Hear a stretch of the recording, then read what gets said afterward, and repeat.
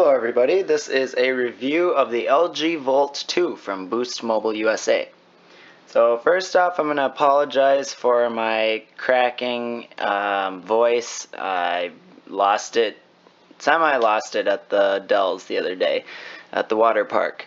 So, having said that, let's start off with the design. So this phone is kind of like a bigger version of the LG Tribute 2 that I recently reviewed, and the LG Leon from T-Mobile, but it's basically a bigger version. So this one, sorry about that, this one has a smoother design back, just like the LG Leon, and as you can see on the back here, I haven't taken off the sticker, but you have the volume up, volume down, and the power lock switch on the back, and then camera, flash, and headphone jack. The front, nothing on the sides, and then the charging port on the bottom. So that's about it for the design. It's a pretty nice phone to hold. It's a good size. Let's see, sure, accept. It's a pretty nice size. I like it. I believe it is, 5 inches. And the phone is only $150, so it's a pretty good price for a 5-inch phone, and the screen is high enough res where, I mean, it does not look bad to the normal, for normal day-to-day use. I know the high-end phones are a lot better, but, I mean, we're looking at a $150 phone, and this is pretty excellent. So, that being said, let's get to the specs. It has 5.1 Lollipop, that's the version of Android. And then a 5-inch touchscreen, which, like I said, it looks pretty darn nice for $150. It has an 8-megapixel rear camera with flash, and also a 5-megapixel front-facing camera, which is quite a bit for a front-facing camera.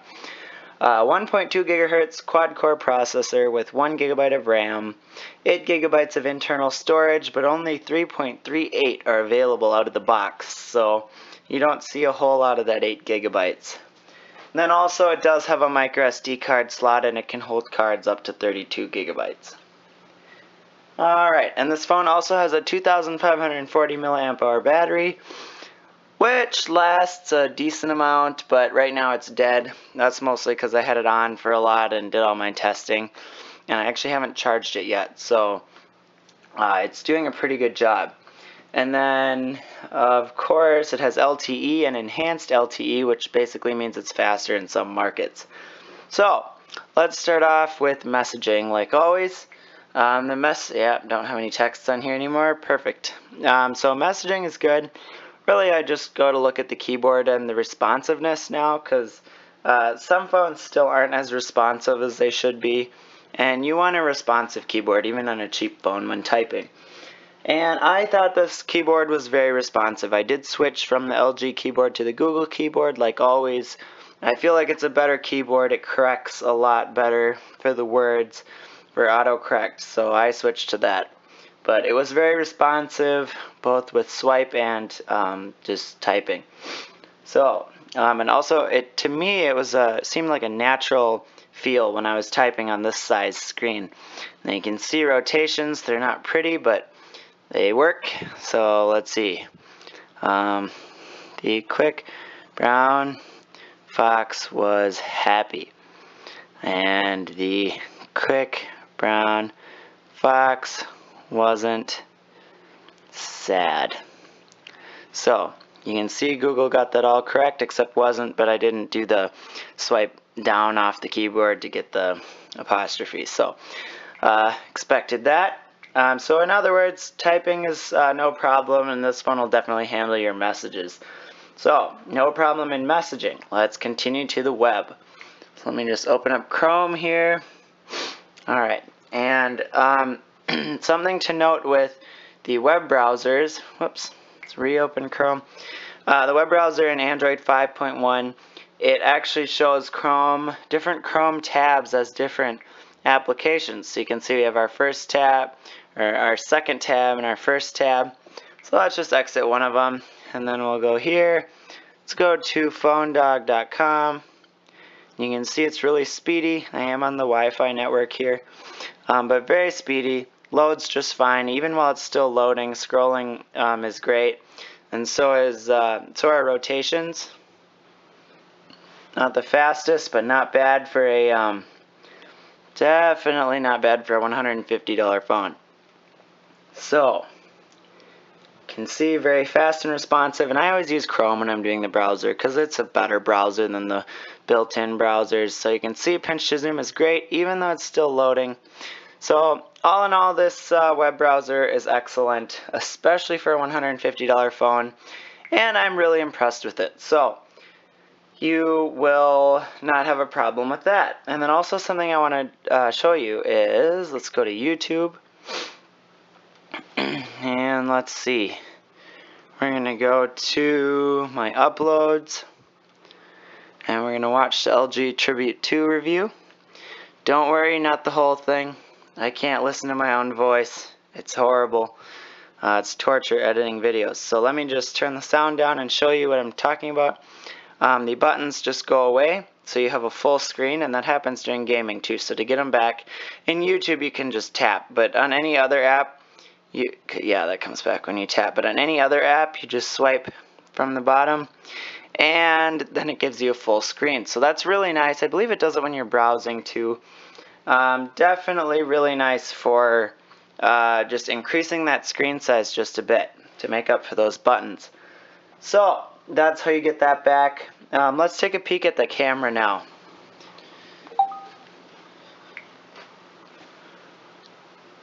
Alright, so the camera on this phone was pretty disappointing in general, sadly. As with many low-end phones, it just has problems. Even though it does have autofocus, like that you can see, you have to press where you want it to focus on in order to take the picture. And so if I want to take a picture over here, it's going to try to focus over there. Even though, oops, what is this? Alright, so, I mean, even if I want to focus on CUNA Mutual Group, on the logo, oops, okay, right there, it's not even focusing now. So, as you can see, but there is no dedicated camera button on the screen on the side, so you have to actually reach to press where you want if you want to focus way over here. And then also, pictures turn out incredibly grainy, like, they just don't look good at all. So, let's see if I can find my pictures I took. Alright. Photos.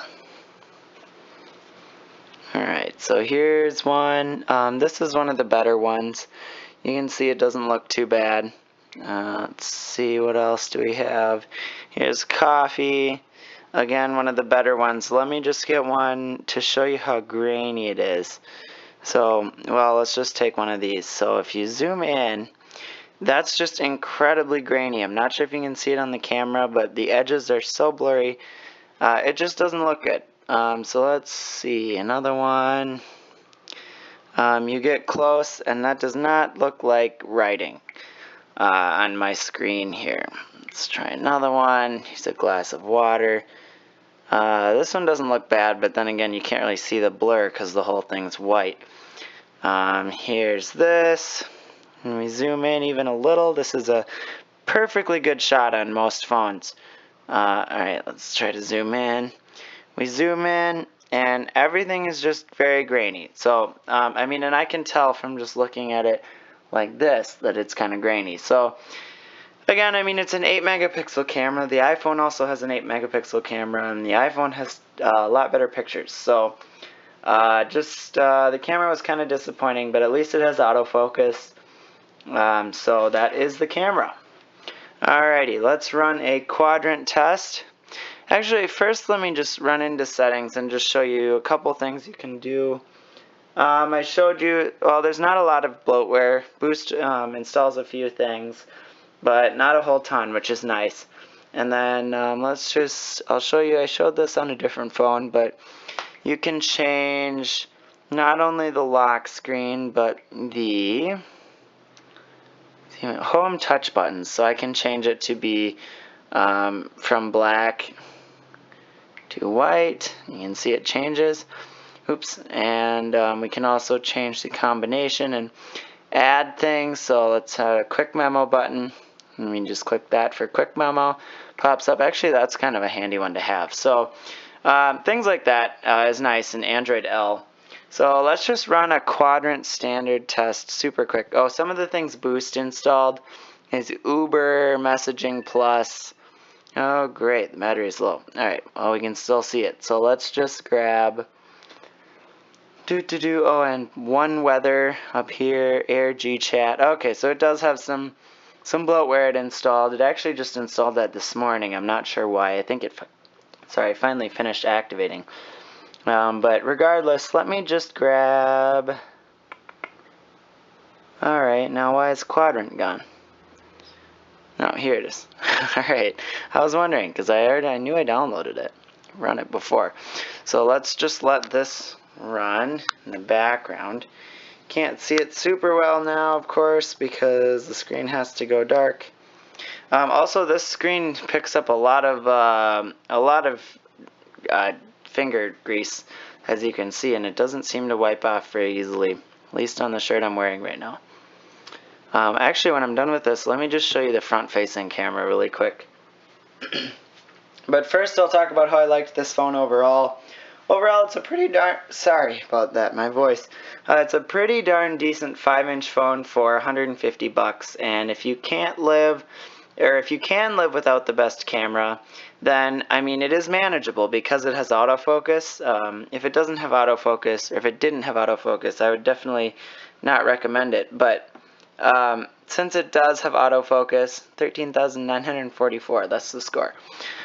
So since it does have autofocus of some sort, I mean, you could live with it, I'm sure, if the camera's not your first priority. And again, it's pretty smooth and capable for a phone in this price range. So yes, I would go for this if you're looking for a $150 5-inch phone. So let me just pop into let's exit all this, get back to the camera. And you can pretty much see me in the screen right now. Oh dear, battery too low to run camera. Let's get that fixed. Alright, so I got the front-facing camera up. As you can see, nope, you can't see. Now you can kind of see. Okay, it's really hard to get this in the camera. But the front-facing camera looks pretty darn good. Maybe you can see the camera. It's not me, and you can tap to focus. So let's focus on this. It's not very good, but excuse me, it works. So there we go. And you can see that is the front-facing camera. Yeah, it's 5 megapixels. It's still really, really, really grainy, like worse than the first ones. But it looks okay for selfies, so definitely alright. And the front camera passes. So, excuse me. I told you what I think about this phone overall. I would get it. It's good for 150 bucks. Please follow me on Twitter at Funzier1. Like the Facebook page, facebook.com/Funzier1. And subscribe to this channel for all the updates and, of course, helping me out making these videos. Alright, thanks a bunch. I appreciate it. Bye.